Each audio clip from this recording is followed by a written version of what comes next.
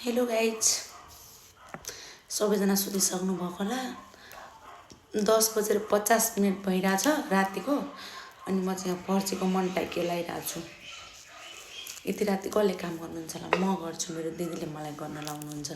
भोलि खाना बनाउनको लागि अहिलेदेखि नै रेडी गर्न लाउनुहुन्छ, किनकि दिदी काममा जानुहुन्छ।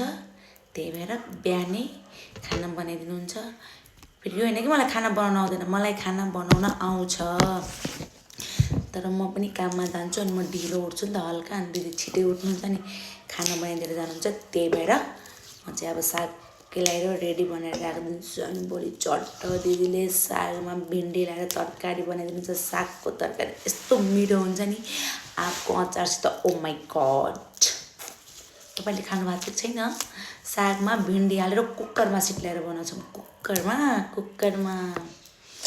मान्छेमा पागल छ, केटी के भिडियो बनाउँछ त्यस्तो नसोच्नु होला। मलाई यतिको अल्छी लागिरहेको थियो नि साग केलाउनु पऱ्यो के गर्नु भनेर मैले भिडियो बनाएको। गाइस, पर्सीको मन्टा कसलाई मनपर्छ प्लिज कमेन्ट गरिदिनु होला है। By by, good night.